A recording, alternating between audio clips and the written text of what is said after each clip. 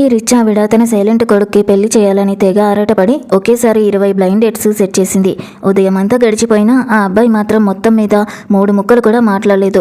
దాంతో చిరాకు వచ్చేసి అమ్మాయిలంతా అక్కడి నుంచి వెళ్ళిపోయారు. ఆ అబ్బాయి కూడా వెళ్ళిపోయాక తన కొడుక్కి ఎలాగైనా ఒక మంచి వాగుడుకాయ అమ్మాయిని తెచ్చి పెళ్లి చేయాలని ఆవిడ డిసైడ్ అయింది. సరిగ్గా అప్పుడే గేటు దగ్గర ఒక తల్లి కూతురు గొడవ పడ్డం స్టార్ట్ చేశారు. ఆ అమ్మాయి స్టెప్ మదర్ చాలా అప్పులు చేసి ఆ అప్పు తీర్చడానికి ఈ అమ్మాయిని అప్పు ఇచ్చిన వాడికి ఇచ్చి పెళ్లి చేయాలని ప్లాన్ చేసింది. కానీ ఆ అమ్మాయి మాత్రం దానికి గట్టిగా ఎదురు తిరిగింది.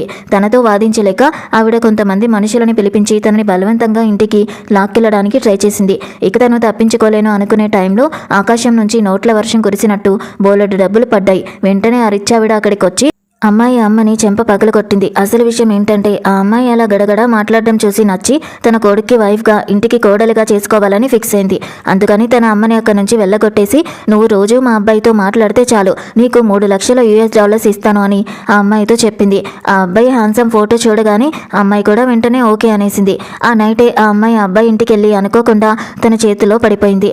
అబ్బాయి తనని పంపించేయాలని చూస్తే తను మాత్రం చకచకా వెళ్ళి తలుపు అడ్డం పెట్టేసింది. తనని తను పరిచయం చేసుకుని నాన్ స్టాప్గా వాగుతూనే ఉంది. తన అమ్మ కుదిర్చిన ఫియాన్సీ అని తెలియగానే అబ్బాయి తనకి ఇంకా ఎక్కువ డబ్బులు ఆఫర్ చేసి వెళ్ళిపోమన్నాడు. కానీ ఆ అమ్మాయి రివర్స్లో ఒక బెట్టు కట్టింది. నువ్వు కనుక రాబోయే 3 రోజుల్లో ఎప్పుడైనా 10 పదాల కంటే ఎక్కువ ఉన్న ఒక్క సెంటెన్స్ మాట్లాడినా నన్ను పెళ్లి చేసుకోవాలి అని ఛాలెంజ్ చేసింది.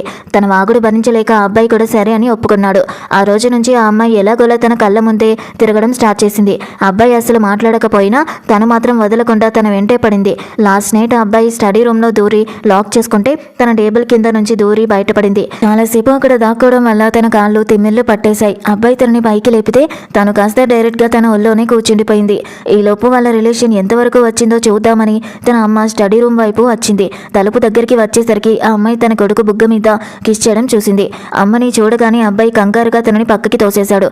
ఆవిడ మాత్రం ఫుల్ ఖుషి అయిపోయి వెంటనే పెళ్లి పనులు స్టార్ట్ చేయాలని డిసైడ్ అయింది. దాంతో అబ్బాయి టెన్షన్ పడిపోయి తనొక గోల్డ్ డిగ్గర్, డబ్బు కోసమే నా వెంట పడుతుంది, నాకు ఇలాంటి వాళ్ళంటే అస్సలు నచ్చదు అని గబగబా వాగేశాడు. ఆ మాటలకి తను ఫీల్ అవుతుంది అనుకుంటే తను మాత్రం తెగ హ్యాపీ అయిపోతుంది.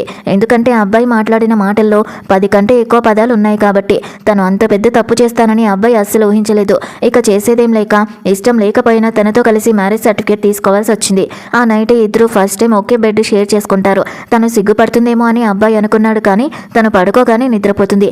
కొద్దిసేపటికి బెడ్ మీద నిండా బంగారం ఉన్నట్టు తనకి కలొస్తుంది. హ్యాపీగా ఒక బంగారు ముక్కని తీసుకుని దానికి కిస్ పెట్టుకుంటుంది. కానీ రియాలిటీలో తను అబ్బాయిని పట్టుకుని తన చెస్ట్ మీద పదే పదే ముద్దులు పెడుతుందనే విషయం తనకి తెలీదు. తన మూమెంట్స్ కి మెలక వచ్చేసిన అబ్బాయి కంగారుగా తనని పక్కకి నెట్టేస్తాడు. తన కళ్ళు తెరిచి చూసేసరికి ఆ అబ్బాయి అప్పటికీ అక్కడ ఉండడు.